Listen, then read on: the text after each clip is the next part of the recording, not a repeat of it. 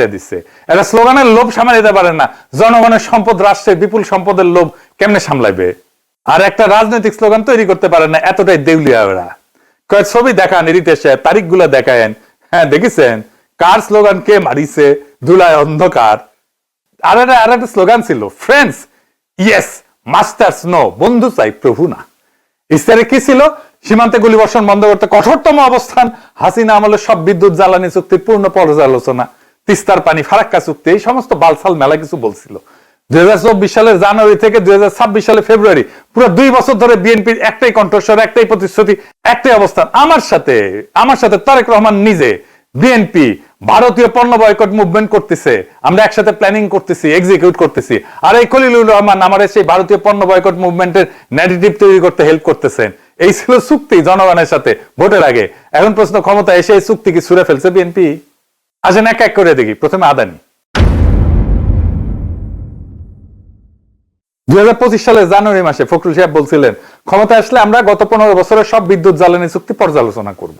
ওই দিন ফখরুলের পাশে বসেছিল ইকবাল হাসান মাহমুদ টুকু, একটা রিপোর্ট উপস্থাপন করছিলেন উনি। সেই রিপোর্টের নাম ছিল বিদ্যুৎ জ্বালানি খাতে দুর্নীতি।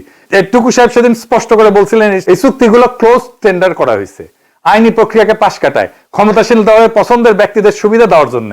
ক্লোজ টেন্ডার মানে অবৈধ প্রক্রিয়া, ক্ষমতা আসলে পর্যালোচনা করা হবে, বাতিল করা হবে, এটাই ছিল প্রতিশ্রুতি। নিজেরাই বলছে, আমরা বলি নাই।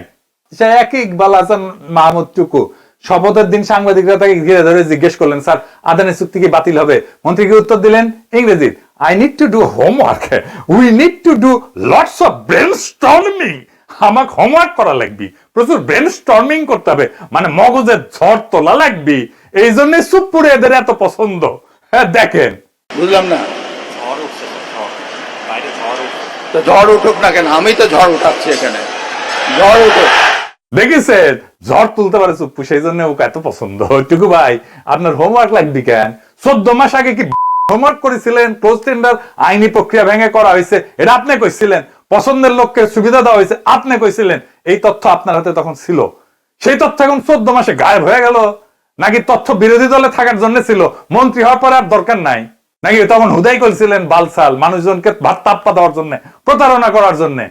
এরপরে ব্লুমবার্গ একটা রিপোর্ট প্রকাশ করলো, এখানে লেখা হইলো বিএনপি সরকার আদানি চুক্তি বাতিল করবে না, বিএনপি সরকার আদানি চুক্তি নেগোশিয়েট করবে, দাম নিয়ে দর কষাকষি হবে, চুক্তি থাকবে।